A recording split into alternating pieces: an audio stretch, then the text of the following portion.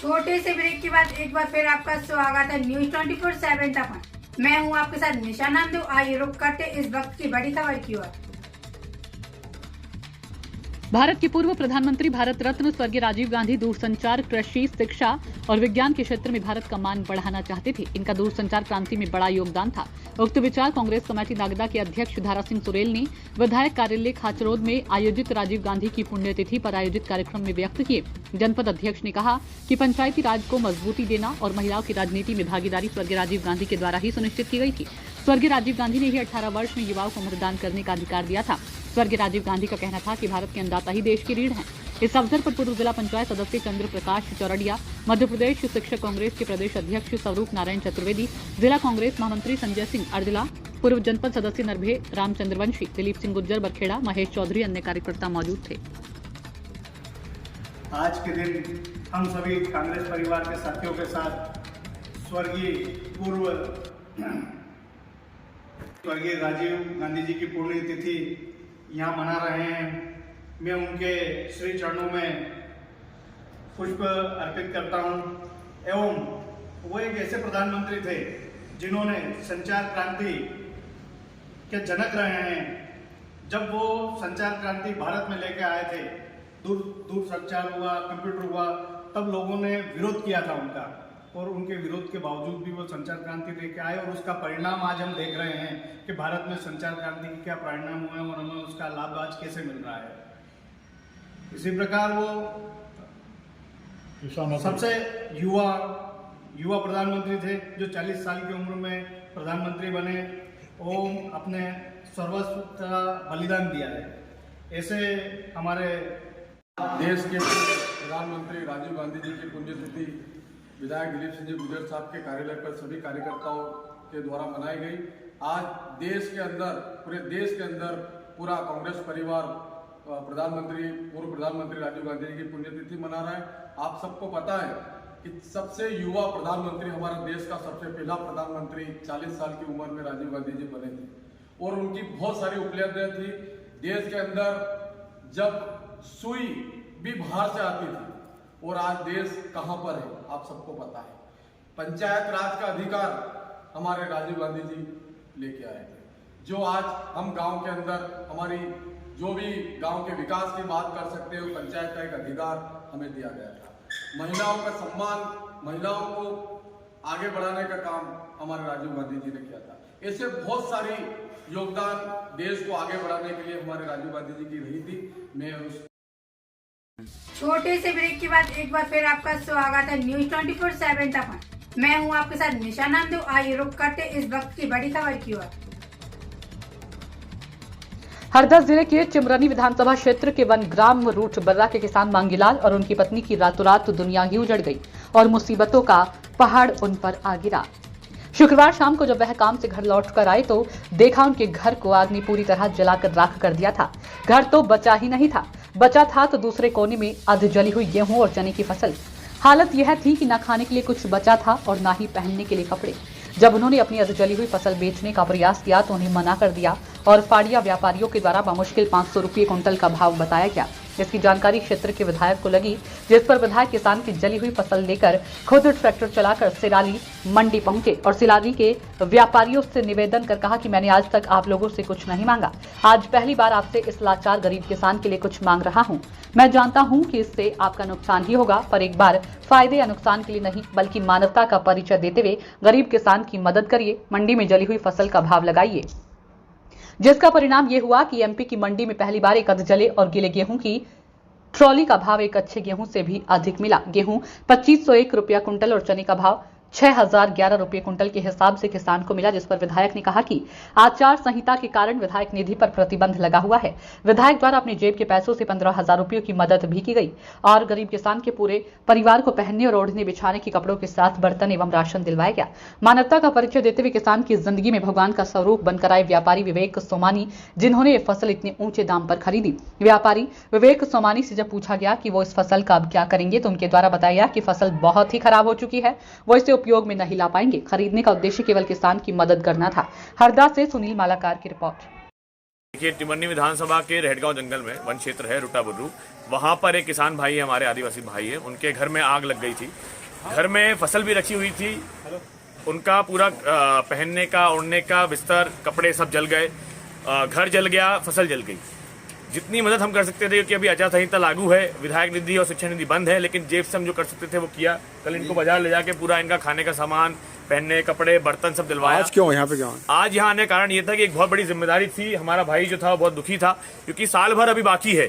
फसल जो निकलती है गेहूं की, उससे साल भर हमारे जो आदिवासी किसान होते हैं उसी से अपना गुजर बसर करते हैं, बेचते हैं, अपना दिनचर्या और अपना घर चलाते हैं। फसल पूरी तरह जल चुकी थी। लोगों ने, व्यापारियों ने खरीदने से मना कर दिया था। फुटकर व्यापारी भी जो होते हैं वो 800 रुपये कुंटल देने को भी तैयार नहीं थे, बोलते ढोर चराओ। इनसे पूछा तो बोले क्या करे भाई साहब, ढेर खाने का भी नहीं होगा हमारे पास, तो हमको गाय ढोर को चलाना पड़ेगा इसको। तो आज मैं यहाँ खुद ट्रैक्टर चला के आया था। यहाँ के जो व्यापारी हैं उनसे मैंने निवेदन किया था कि अच्छी फसल तो आपने बहुत खरीदी होगी, लेकिन एक दुख में डूबे हुए किसान की जली हुई फसल आप खरीद के देखिए, शायद आपको फायदा नहीं होगा, लेकिन एक इंसानियत का एक आपको पुण्य जरूर मिलेगा। उस निवेदन पे यहाँ के व्यापारियों ने जो सामान्यतः गेहूं और चने का भाव होता है उससे ज्यादा भाव आज दिया है, इसलिए मैं उनका शुक्रिया अदा भी करना चाहूँगा। हाँ बताएं। हमारा जो फसल जल गया था उसमें से हमने अच्छा छाटा और छाट कर लिया, तो हमको ये अंदाज नहीं कि जो भाव बिक जाए करके सोचा था। आज अंकित बाबा ने हमारा जो नसीब था वो फुल मिला है और अच्छे भाव से बिका है। गेहूँ भी, चना भी, कोई दिक्कत नहीं। हम चाह रहे थे कि हमारी तरफ से कुछ मदद हो जाए, उसके लिए ये गेहूं मैंने इतने ऊंचे भाव में खरीदा है। क्या विधायक जी लेके आए थे? विधायक जी लेकर आए हैं। हमारे टिमरनी क्षेत्र के विधायक अभिजीत शाह हमारे बीच उपस्थित हैं और उनकी उपस्थिति में ये गेहूं खरीदा है। कौन है किसान? कौन है ये? किसान है, रूठी बर्रा के हैं, मांगीलाल नाम है इनका। इनकी पूरी फसल और पूरा इनका घर जल गया था अभी 4 दिन पहले आगजनी की घटना में, तो उन्हें काफ़ी नुकसान हुआ है। तो क्या मदद करना है? मदद के लिए ऊंचे भाव में खरीदा है। छोटे से ब्रेक के बाद एक बार फिर आपका स्वागत है न्यूज 24/7 तक। मैं हूं आपके साथ निशा नामदेव। आइए रुक करते इस वक्त की बड़ी खबर की ओर। गुना युवा मोर्चा कार्यालय मंत्री चंद्रकांत कदम ने शास्त्री पार्क में केंद्रीय मंत्री श्रीमंत ज्योतिरादित्य सिंधिया की माता कैलाशवासी माधवी राजे सिंधिया को श्रद्धांजलि अर्पित की। इस अवसर पर सभी लोगों ने उनके चित्र पर पुष्पांजलि कर 2 मिनट का मौन रखा। इस अवसर पर चंद्रकांत कदम ने कहा कि राजमाता सदैव हमारे दिलों में रहेंगी। राजमाता का व्यक्तित्व बहुत ही ममतामयी था और वो हम सबको अपना स्नेह आशीर्वाद बंधाती थी और ईश्वर से यही कामना है कि राजमाता कहीं भी हो, अपनी गुना की जनता पर अपना आशीर्वाद सदा बनाए रखे। इस दौरान शंकर राव मोरे, गोविंद राव मोरे, भीष्म राव कदम, शरद यादव, सक्षम अभिनय मोरे, कप्तान राव देशमुख, जीत राव चौहान, संजय शिंदे, सुरेश शिंदे आदि मौजूद रहे।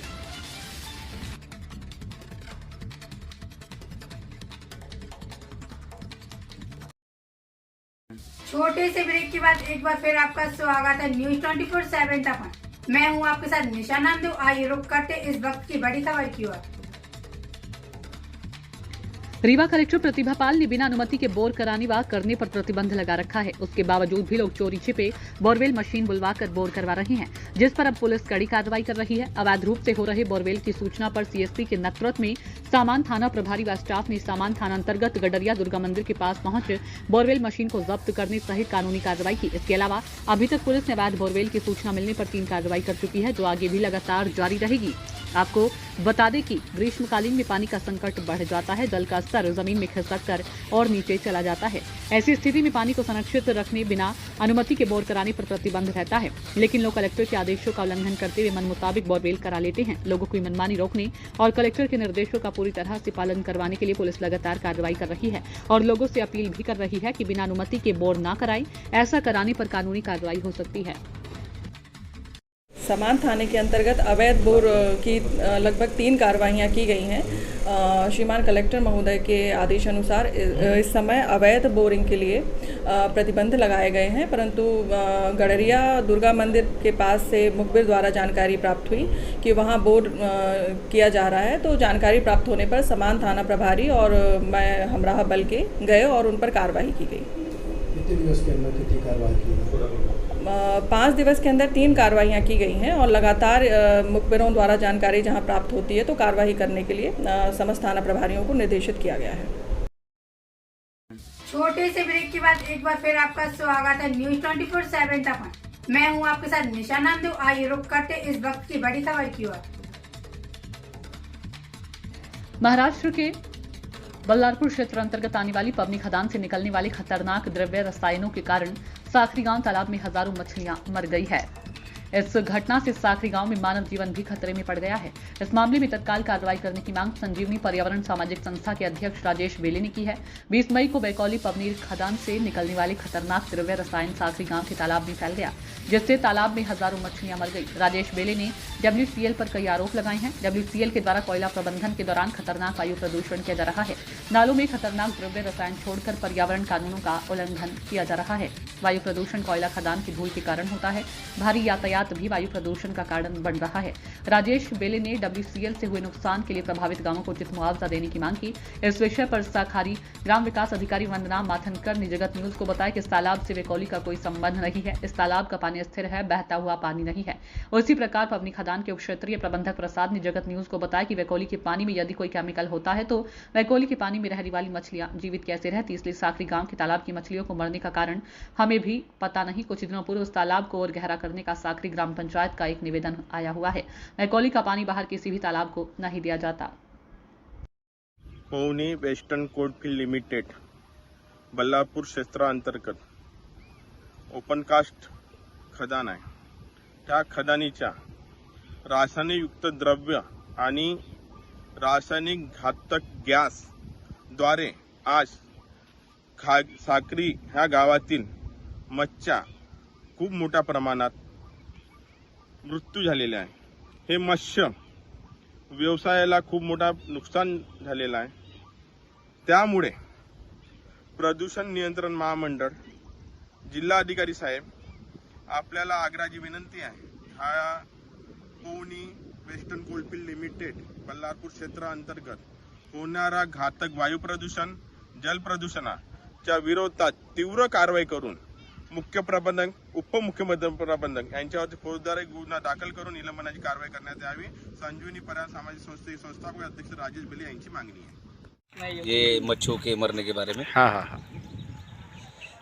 ये अब मच्छों का मरने का कारण एक नहीं बोला जा सकता, क्योंकि जैसे भी नहीं क्या मच्छी का जो पालन है, जो मच्छी पालन करता है आदमी, वो मच्छी पालन करने वाला आदमी कैसा जानकार होना, वो कैसा अम्ल का प्रमाण बढ़ने से या पानी का लेवल बोलो या कैसा बहता हुआ पानी नहीं है, जबकि यहाँ WCL का पानी यहाँ अंदर नहीं आता। WCL का पानी अंदर नहीं आता, सिर्फ खेतों का पानी अंदर आता है। यहाँ WCL का रीजन नहीं है। क्या नाम है आपका? मोरे सर। और आपका? दिनेश गावड़े। तो ये इसमें जो मछलियाँ मरी हैं तो इसमें WCL का पानी आता है क्या? नहीं आता। ये पानी कहाँ का है? इस पे अपना खेत का है। छोटे से ब्रेक के बाद एक बार फिर आपका स्वागत है न्यूज 24/7 तक। मैं हूं आपके साथ निशा नामदेव। आइए रुक करते इस वक्त की बड़ी खबर की ओर। शहर से सीमा से सटे ग्राम रजौदा टपरा के अधिकांश लोग जल संकट से तंग आकर पलायन कर रहे हैं। 1000 की आबादी वाली इसके लिए 2 हैंडपंप बस्ती में पेयजल की ओर 2 कुइयां हैं। हैंडपंप और कुइयों का पानी सूख गया है। जल जीवन मिशन के तहत घर घर पानी देने की योजना में पलीता लग गया है। PHE ने योजना के लिए पानी की टंकी बना दी, घर घर कनेक्शन दे दिए। योजना के लिए अब तक PHE 3 जल स्रोत खनन करा चुकी है, लेकिन 600 फीट गहराई तक पानी नहीं मिला। अब रात भर में जो पानी कुइयों के तल में जमा हो जाता है, उस कीचड़ युक्त पानी को छान कर पी रहे हैं। कुछ लोग 1 किलोमीटर दूर मंदिर व गांव के निजी जल स्रोत से पानी भरकर ला रहे हैं। नहाने परिवार सहित 3 किलोमीटर दूर बेतवा नदी जाते हैं। बस्ती में मेहनत कश लोग हैं। पेयजल लाने में ही उनका आधा दिन निकल जाता था, मजदूरी पर नहीं निकल पाते थे। जल संकट, कई परिवार मकान में ताला लगाकर चले गए हैं। मकान किराए से लेकर रहने शहर में रह रहे हैं। शासन द्वारा इसी बस्ती में जल जीवन मिशन के लिए 3 नलकूप खनन कराए, उनमें भी सप्लाई के लिए पानी नहीं मिला। इससे करोड़ों रुपए खर्च कर जल जीवन मिशन की योजना तैयार की टंकी बनाई, बस्ती में लाइनें बिछाकर कनेक्शन प्रारंभ किए, सब बेकार हो गए। बेतवा नदी के तट पर बसा ये पूरा इलाका हुई है। उद्यानिकी विभाग का यहाँ परिसर है, उसमें भी लाखों खर्च किए, पानी नहीं मिला, पौधे नहीं लग पाए, परिसर बंजर पड़ा है। मोहरबाई, ओमवतीबाई, कलाबाई, लाडोबाई का कहना है कि गांव को पूर्व में स्वर्गीय सांसद सुषमा स्वराज ने गोद लिया था। ग्राम पंचायत को जल वितरण के लिए टैंकर उपलब्ध कराए थे, लेकिन इन टैंकरों का लाभ गर्मी के दौरान जल संकट की स्थिति में नहीं हो रहा है। मौके पर पहुंचे जनपद CEO को भी गांव के लोगों ने गिरा और जल संकट जल्द हल करने की मांग की। भगवान सिंह ठाकुर CEO जनपद पंचायत ने ग्राम पंचायत के सरपंच को निर्देशित किया है कि एक नलकूप में मोटर फंसी है, उसमें पानी है, उसको निकालने और सफाई कराने की शीघ्र व्यवस्था करें। कुछ निजी नलकूपों से सप्लाई की व्यवस्था करने के लिए ग्राम पंचायत के सरपंच और सचिव को निर्देशित किया। न्यूज 24/7 तक के लिए गंजबासौदा से ओम प्रकाश चौरसिया की रिपोर्ट। छोटे से ब्रेक के बाद एक बार फिर आपका स्वागत है न्यूज 24/7 तक। मैं हूं आपके साथ निशा नामदेव। आइए रुक करते इस वक्त की बड़ी खबर की ओर। चंद्रपुर जिले में चूंकि मोटरसाइकिल चोरी के अपराधों का पता लगाने की दर कम है, पुलिस अधीक्षक मुमक्का सुदर्शन, अतिरिक्त पुलिस अधीक्षक रीना जनबंधु, स्थानीय अपराध शाखा चंद्रपुर यथिल पुलिस निरीक्षक महेश कोंडावार के मार्गदर्शन में शाखा की टीमों को आदेश दिया गया। पुलिस निरीक्षक महेश कोंडावार ने स्थानीय अपराध शाखा की टीमों को शहर में प्रभावी गश्त करने और मोटरसाइकिल चोरी के अपराध का पर्दाफाश करने का निर्देश दिया था। 23/5/2024 को स्थानीय अपराध शाखा की एक टीम ने गोपनीय मुखबिर की सूचना पर आरोपी को गिरफ्तार कर लिया। यहां के अधिकारी और कर्मचारी श्री कोरपना इलाके में गश्त के दौरान हमें जानकारी मिली कि मोटरसाइकिल चोर प्रदीप उर्फ पाटिया संजय शेरपुरे उम्र 29 साल निवासी धोपतला कोरपना जिला जब वरुण यह पता लगाने के लिए चंद्रपुर स्थित उसके घर गया कि उसके घर में चोरी की मोटरसाइकिलें छिपाई गई हैं, तो उसकी मोटरसाइकिल और मोपेड उसके घर के सामने छिपी हुई मिली। हीरो स्प्लेंडर 25,000 रुपये और अन्य 2 हीरो होंडा स्प्लेंडर 25,000 रुपये, एक होंडा डियो मोपेड बिना नंबर के 35,000 रुपये, इतनी कुल संख्या 85,000 रुपये बरामद कर जब्त कर लिया गया। जब उससे उक्त मोटरसाइकिल की चोरी के संबंध में पूछताछ की गई तो उसने बताया कि उक्त मोटरसाइकिल उसने ही चोरी की है। तलौधी बालापुर चंद्रपुर शहर कोरपना क्षेत्र से चोरी करना बताया। उक्त कार्रवाई पुलिस अधीक्षक मुमक्का सुदर्शन, अतिरिक्त पुलिस अधीक्षक रीना जनबंधु, स्थानीय अपराध शाखा चंद्रपुर यथिल पुलिस निरीक्षक महेश कोंडावार, नितिन सालवे, प्रकाश बाल्की, सुभाष गोहकर, स्वामी दास चलेकर पोशी, प्रशांत नागो से ड्राइवर पोशी, मिलिंद टेकाम के द्वारा किया गया। छोटे से ब्रेक के बाद एक बार फिर आपका स्वागत है न्यूज 24/7 तक। मैं हूं आपके साथ निशा नामदेव। आइए रुक करते इस वक्त की बड़ी खबर की ओर। गंजबासौदा में श्रीधाम बासौदा दरबार में चल रही गुरु गोरखनाथ की कथा में पंडित हरि नारायण पाठक ने बताया कि गुरु गोरखनाथ नौनाथ हैं। एक ग्राम में गुरु गोरखनाथ पाठ कर रहे थे तो वहीं पर कुछ बच्चे खेल रहे थे। इनमें से कुछ बच्चों ने गुरु गोरखनाथ से कहा कि हम एक मिट्टी की गाड़ी बना दो, जिसके बाद गुरु गोरखनाथ ने एक मिट्टी की गाड़ी बना दी। फिर बच्चों ने कहा कि इस गाड़ी को चलाने वाला भी चाहिए। तब गुरु गोरखनाथ ने एक मिट्टी का पुतला बनाया, उसमें जान डाल दी और वह सजीवन मानव की तरह इंसान बन गया। गुरु गोरखनाथ ने कहा कि इस बालक को मिट्टी का मत समझना है, बालक कर्ज भंजन नाथ के अवतार हैं। इस बालक का नाम मैंने ज्ञानीनाथ रख दिया है। गुरु गोरखनाथ ऐसे सिद्ध पुरुष हैं जिन्होंने मिट्टी के पुतले में जान डाल दी और गुरु गोरखनाथ ने उस बालक को एक माता को दे दिया। जिस ग्राम में गुरु गोरखनाथ ठहरे थे, जब वह वहां से चले गए तब ग्रामीणों को एहसास हुआ और उन्होंने कहा कि ऐसे सिद्ध पुरुष हमारे ग्राम में आए और हम उन्हें पहचान न सके। कथा सुनने नगर सहित आसपास के क्षेत्रों से बड़ी संख्या में श्रद्धालु कथा स्थल पर पहुंच रहे हैं। न्यूज 24/7 तक के लिए गंजबासौदा से ओम प्रकाश चौरसिया की रिपोर्ट। छोटे से ब्रेक के बाद एक बार फिर आपका स्वागत है न्यूज 24/7 तक। मैं हूं आपके साथ निशा नामदेव। आइए रुक करते इस वक्त की बड़ी खबर की ओर। गंजबासौदा में श्रीधाम बासौदा दरबार में चल रही गुरु गोरखनाथ की कथा में पंडित हरि नारायण पाठक ने बताया कि गुरु गोरखनाथ नौनाथ हैं। एक ग्राम में गुरु गोरखनाथ पाठ कर रहे थे तो वहीं पर कुछ बच्चे खेल रहे थे। इनमें से कुछ बच्चों ने गुरु गोरखनाथ से कहा कि हम एक मिट्टी की गाड़ी बना दो, जिसके बाद गुरु गोरखनाथ ने एक मिट्टी की गाड़ी बना दी। फिर बच्चों ने कहा कि इस गाड़ी को चलाने वाला भी चाहिए। तब गुरु गोरखनाथ ने एक मिट्टी का पुतला बनाया, उसमें जान डाल दी और वह सजीवन मानव की तरह इंसान बन गया। गुरु गोरखनाथ ने कहा कि इस बालक को मिट्टी का मत समझना है, बालक कर्ज भंजन नाथ के अवतार हैं। इस बालक का नाम मैंने ज्ञानीनाथ रख दिया है। गुरु गोरखनाथ ऐसे सिद्ध पुरुष हैं जिन्होंने मिट्टी के पुतले में जान डाल दी और गुरु गोरखनाथ ने उस बालक को एक माता को दे दिया। जिस ग्राम में गुरु गोरखनाथ ठहरे थे, जब वह वहां से चले गए तब ग्रामीणों को एहसास हुआ और उन्होंने कहा कि ऐसे सिद्ध पुरुष हमारे ग्राम में आए और हम उन्हें पहचान न सके। कथा सुनने नगर सहित आसपास के क्षेत्रों से बड़ी संख्या में श्रद्धालु कथा स्थल पर पहुंच रहे हैं। न्यूज 24/7 तक के लिए गंजबासौदा से ओम प्रकाश चौरसिया की रिपोर्ट।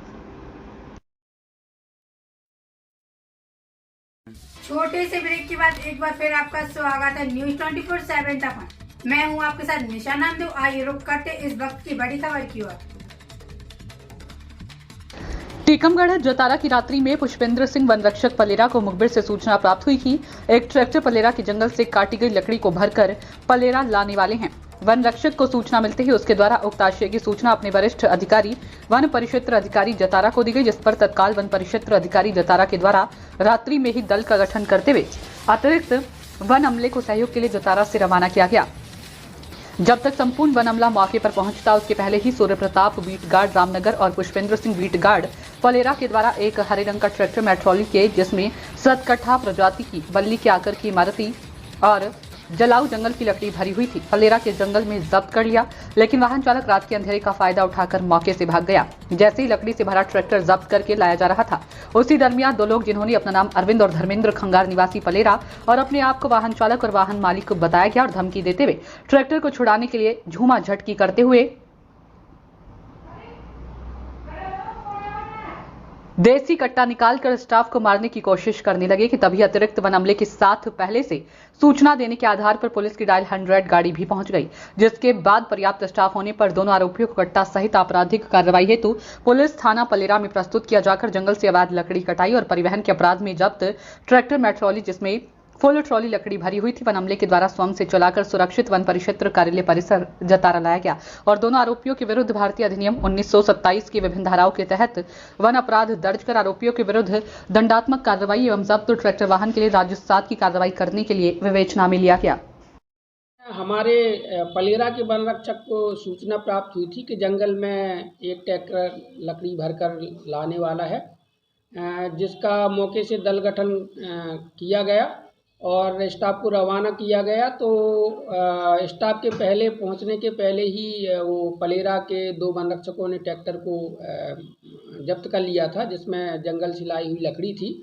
और जैसे उन्होंने ट्रैक्टर जब्त किया तो जो ट्रैक्टर का वाहन मालिक और वाहन चालक था वो मौके पे आ गए और लड़ाई झगड़ा करने लगे। इसी बीच में हमारा अतिरिक्त वन अमला और पुलिस की डाल 100 पहुंची तो वहाँ पे लड़ाई झगड़ा को शांत कराया। इसी दरमियान जो लड़ाई झगड़े करने वाला एक युवक था अरविंद, उसके पास से एक कट्टा भी बरामद हुआ है, जिसको पुलिस की सुपुर्दगी में कर दिया है।